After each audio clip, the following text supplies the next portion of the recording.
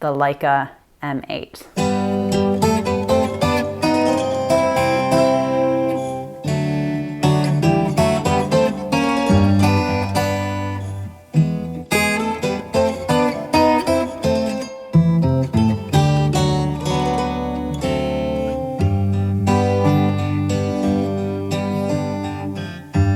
Scivola, scivola, come la pioggia scivola,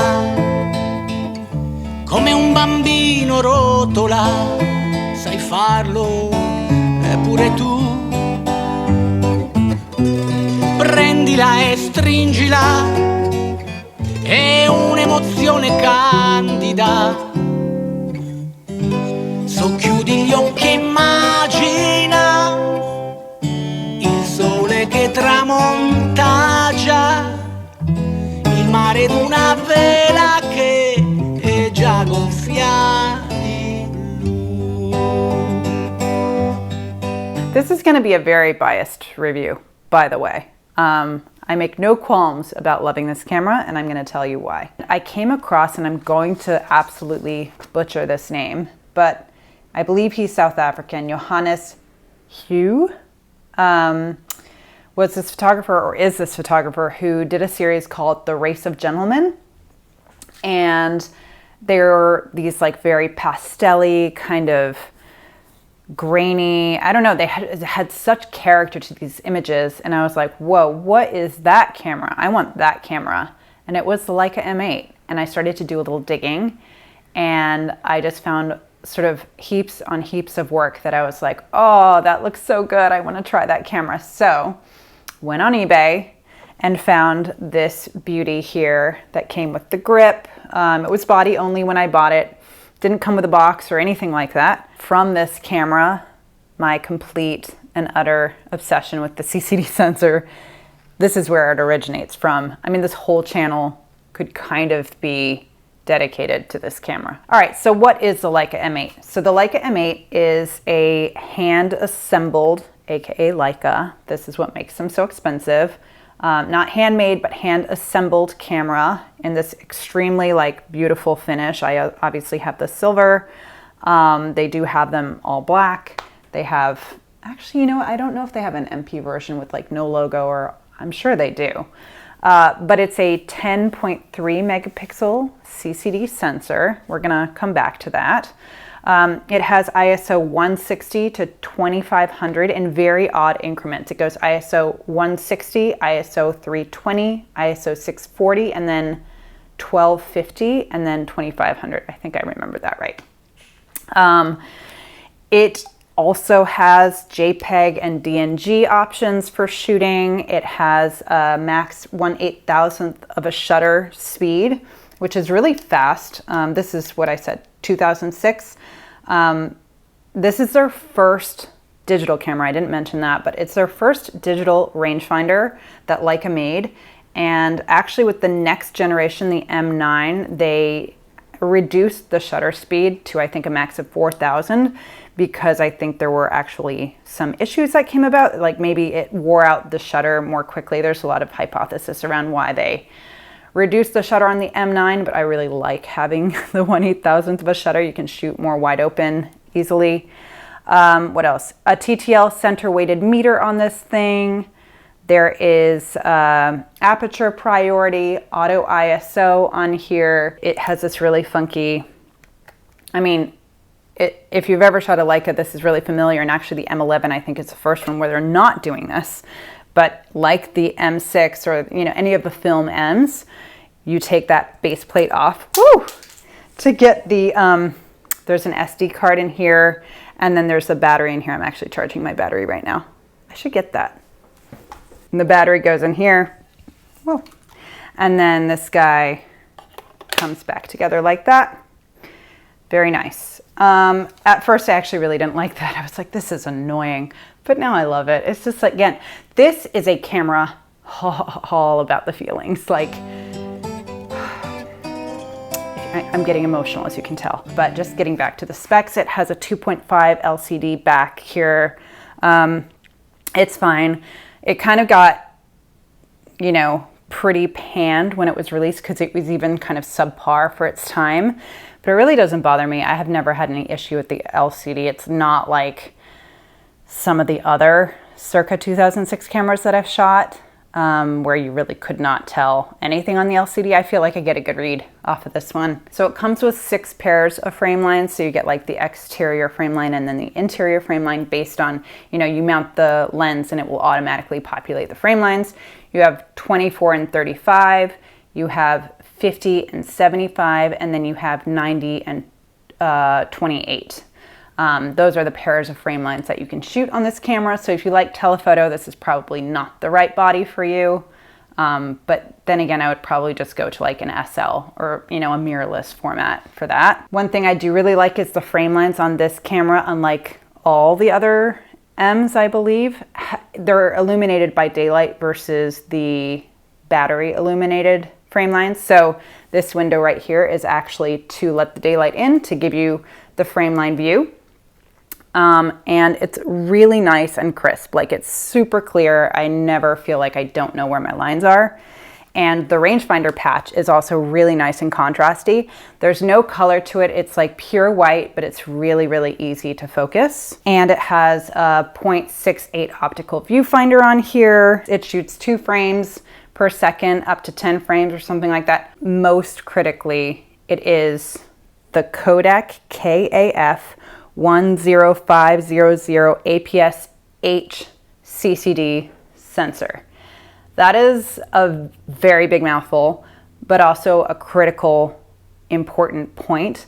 This sensor from Kodak was developed for this camera, and it is by far my favorite sensor I have ever shot. Right up there, like, obviously, I think you know I'm a Foveon advocate if you've ever watched this channel. The Foveon sensor and this sensor are the 2 sensors that I would like go to the ends of the earth to chase because I love them so much. This sensor was then cut up into other formats for some of the early Olympus cameras, like the Olympus E1 that I reviewed. But this is the only APS-H sized sensor that they made, and it was made for this body, for this mount, and it is just a chef's kiss. Also, there's no anti-aliasing filter on here, so the images, even though they're just 10.3 megapixels, are sharp AF. Like, they are, I don't even know how to describe it. The resolution, the pixel resolution is just so poppin'. The other thing it does not have, famously, is an IR cut filter built over the sensor. So this was like a huge controversy when this camera was launched, and it should be, because like, this was a very expensive camera when it was launched. I should have the MSRP on me, but I don't. I can't remember how much it was, but it was pricey. It was a Leica. And they did not have an IR filter on it, which is basically something that cuts certain light waves that can mess up your image. So without shooting this with a filter on the front of the lens, which is what I have here, you will start to see really weird blacks, like your blacks turn purple. I've seen like greens go really muddy and weird. So it really messed with the color, and Leica actually had to send out these IR cut filters for the front of lenses. They sent like a pair of 2 to every customer of the M8 because it was so, like, there was such an uproar about it, rightfully so. You don't want that in your images. But people ask me all the time, like, can I shoot it without the IR cut filter? You can. I wouldn't recommend it though. I definitely notice a color shift, and I do not particularly like it. If it doesn't bother you, or if you shoot black and white, you can actually shoot like a version of infrared black and white with this camera, just because it's basically a poor man's monochrome. It doesn't have the IR cut filter, so you can get really interesting tonalities in black and white. But for color, I would highly recommend getting an IR cut filter. I currently have like a 58 millimeter that then I have step down rings for all of my lenses in M mount. But now that I've kind of settled on my key set of M mount lenses, I think I'll just get a unique filter for each lens, so I don't have to keep popping them on and off, because that is kind of annoying, and then changing my rings and whatnot. It does get a little pricey, but if you're like feeling good about the lenses you have, just get them for each, and then you don't have to think about it. All right, so what do I not like about this camera? One thing I really don't like, and I feel like they did this on the M9 too. I can't remember actually, but this on button when you like flip it, am I doing it the right way? No, here we go. So when you flip it on, it goes to S, which is your single shot mode, C, and then self timer. It goes like, you know, it's got like some heft to the ring, and I'm always like shifting it, or if it's in my bag, it gets turned. It's always going from S to C to self timer. Like, that is really annoying, and they did fix that in later iterations. Oh, my kids are coming. They fixed that in later iterations, but that, you know, that's a little bit of a design flaw from my perspective. The JPEGs in here are, sorry, but I think they're garbage. I really don't like them. I think they're weird and like green, and I feel like terrible because I have friends who shoot the JPEGs and love them, and I think they can look really good, but for my taste and getting the most out of that Kodak sensor, I really, really prefer to shoot DNG. I don't even shoot DNG plus RAW, which I can't even remember if that's an option here. Let's take a look. Yeah, you can do DNG plus JPEG, but I just shoot DNG because I just find I can get so much more out of it in post. And then it only takes proprietary Leica flash, which is, I think, true of all their cameras. It's just annoying. Like, I don't want to spend a bunch of money on a flash. I barely use flash, but it would be nice to have it as an option. And I think I have heard of people getting around that somehow.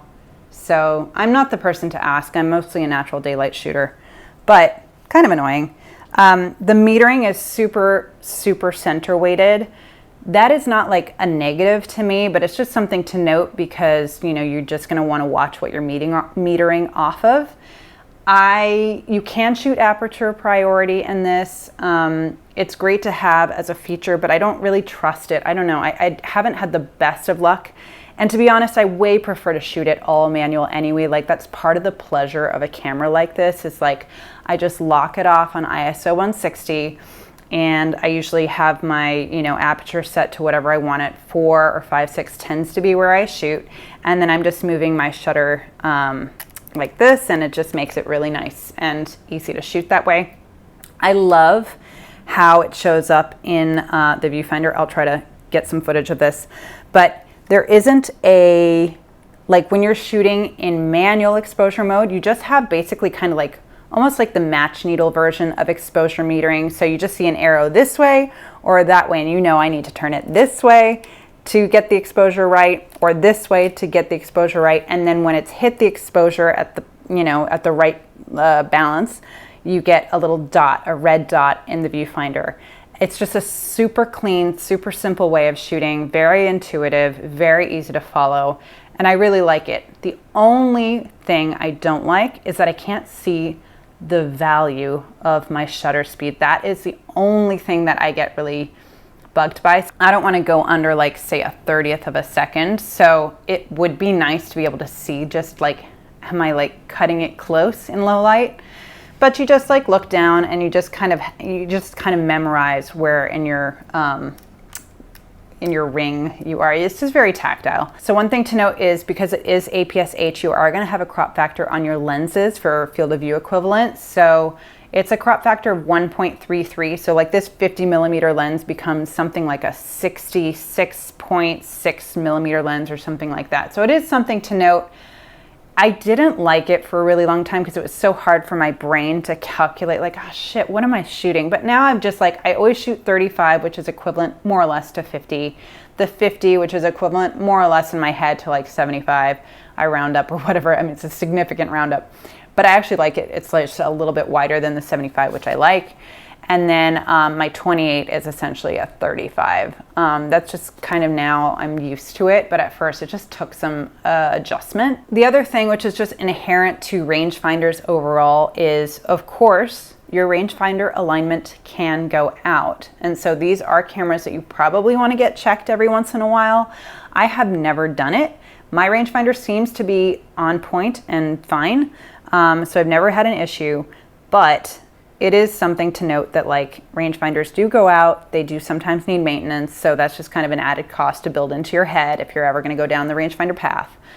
But at the same time, like I said, I've never had to do it. I've only had this camera for probably 2 years, but I've never had an issue. I haven't had an issue on my ME either. So I think they're pretty good, but just something to note. And the last thing that I'll say is like in kind of the category of negatives, when you're getting into low light, and this is kind of a thing for all older cameras, like this one in particular, you have banding. Hi, sweet girl. What are you doing, Mommy? I'm making a video. Oh. Yeah.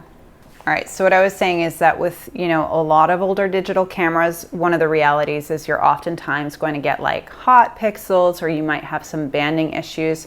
My experience, at least with my camera, has been that in low light, even at low ISOs, if I'm keeping the shutter open for a longer period of time, I do start to see some banding. And that's just what it is. All right, but now for the juicy stuff. Like, what do I like about this camera?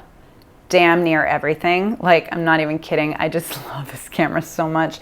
I love the body. It just feels so good to handle, and it's just very like, I mean, it's interesting because I have never shot this one. I've shot the ME without the grip, but if it's just like this, it's very smooth. So I do recommend like a thumbs up grip or something to give it a little bit more of a counterbalance to be able to handle.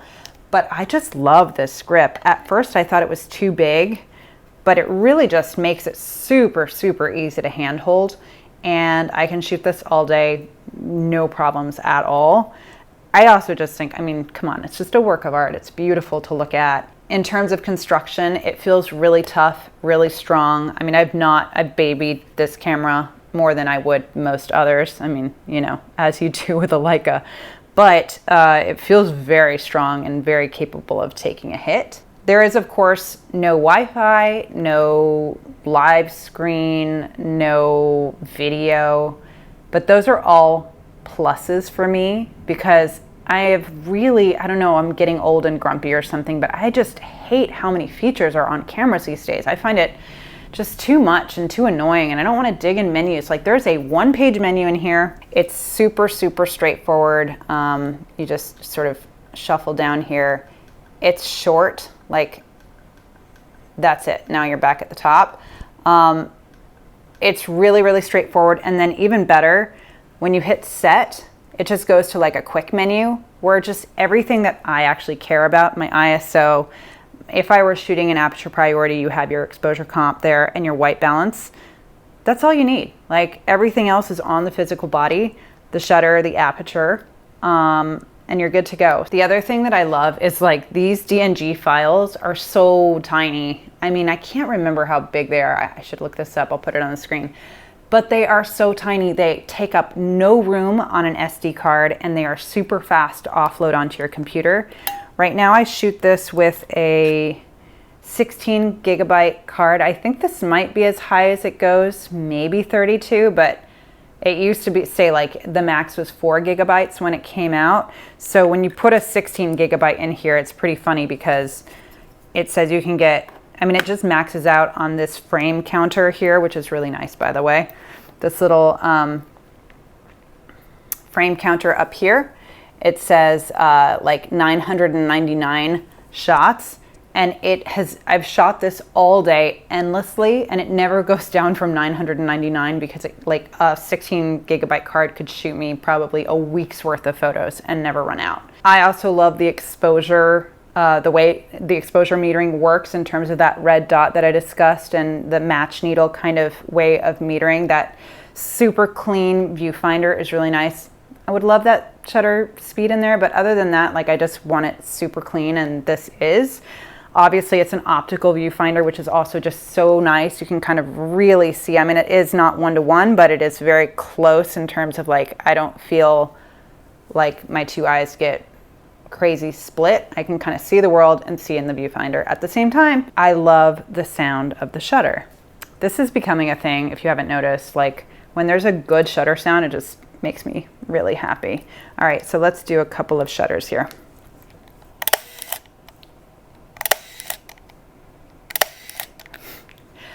It's a great shutter. Like, how can you hate that shutter? It just sounds so good. In terms of the files themselves, definitely another camera, like all these older cameras, you want to err on the side of underexposure. The highlights blow faster than the shadows like get condensed or compressed.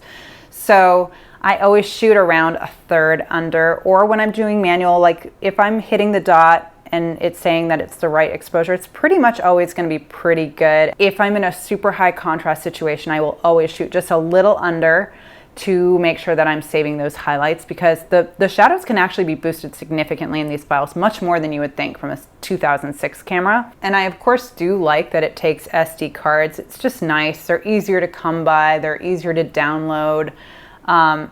You know, I shoot so many cameras with so many odd formats like smart cards or smart media, Sony memory sticks, CF cards, of course, XD cards from Olympus, like so many different formats. I have more card readers than I care to confess to.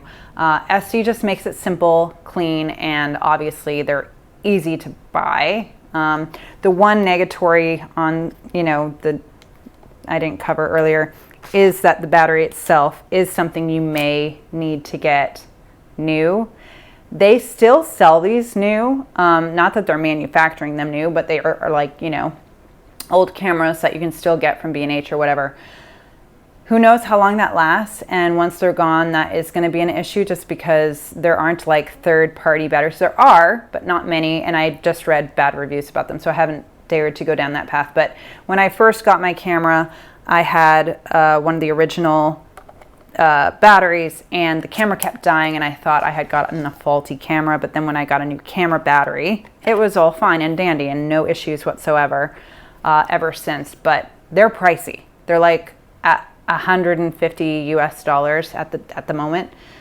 So that is just like, again, a little bit of a watch out. Maybe if you're going to buy one of these cameras, check with the seller to see what like the battery life is like with the existing battery, if there's one being sold. The other thing that this camera does not suffer from, which the M9 and the ME do, is sensor corrosion. This did not have the sensor corrosion issue that kind of unfortunately really sullied the reputation of the M9. And if you don't know what sensor corrosion is, it's just like these like, well, what it sounds like, corrosion of the sensor, which shows up as these like little dots on the image. I have to say, I have an ME. I've had zero issues with it. I kind of figure if it's gotten this far and this long, it's probably going to be okay. I think the issue is probably a little overblown, but when you're spending that much money on a camera, I completely understand why it would be just blasphemous to have sensor corrosion. But at the price you can get these now, I don't know, it's kind of worth the risk in my opinion. I might be, my threshold for pain is probably pretty high, to be honest, so I might not be the best person to consult about that. But the M8, you don't have to worry about it. And then the last thing that I will say, and why I love this camera so much, it's obvious. It's the color, it's the sharpness, and it's the ability to critically focus that this camera offers, which is quite frankly not in existence anywhere else on any other camera with this sensor, as far as I'm aware. I have all the Olympus ones, you know, with the Kodak CCD sensor, sans the E500. I've gone down the rabbit hole of like super CCD sensors. I have gone down early CMOS sensors. I have yet to find anything that matches this. And it's this camera that got me down that rabbit hole, because I was like, well, what if I like find something really close to this camera and then I sell this camera, but I have like all these other cool ones. But there's just nothing that gets to this level of output. Now you can get close or equal to like this color in some of the Olympuses, for example, but then you're lacking the sharpness that this sensor has, both from the fact of it being an APS-H size versus a 4/3 size, but additionally that anti-aliasing filter being missing. These are just sharper than anything you can find in any other CCD Kodak censored camera. It's hard to replicate, it's hard to reproduce in post. There is just something to these files. And the fact that you can use them with these like ultra sharp lenses like those from Leica. I don't have any Leica lenses. I shoot with the Voigtlander lenses, and then this one is a brand new addition to my list. I got this after reading a bunch of reviews. This is the TT Artisans 50mm 1.4. It's like mind-blowing. This is not an expensive lens, and it performs absolutely outstanding. It is sharp, even wide open. I've been extremely impressed. I really am kind of shocked that it's taken me this long to get it. I shoot it at 160. I pretty much don't bump up, but you know, everyone talks about how this has absolutely no ISO capability above 160, and it's not true. I have shot this at 640. I shot it last night at 1250. Yeah, you're gonna see chromatic noise and like weird stuff happening, but it's not that bad. And it doesn't bother me too much. And if it really does bother me, if there's something funky happening with the colors or the banding, I just flip it to black and white, call it character, and be done with it. I am so not precious about those types of things. And I actually think shit gets boring when it's super clean. So I just totally embrace the characteristics and limitations of this camera. So that is the Leica M8. Passionate about this camera, love it to bits, but I've been covering a lot of like my sort of favorite luxury exotic cameras. Like not that it's like luxury super expensive, but exotic, like the Olympus E1, the Sigma SD4H, the Leica M8. These are all definitely like more high-end cameras that you know, aren't like, I think they're bargains in the grand scheme of things, but they're not the cheapest cameras out there. So I thought it'd be fun to mix it up. And my next camera will be the Fuji F31 FD point and shoot digicam. Get some like really fun early 2000 vibes going and see what's capable with that like tiny little sensor. So come back in 2 weeks and follow me on Instagram until then at 1 month 2 cameras to see shots. And I'll see you in the next one. Bye. Or ciao, mi amore.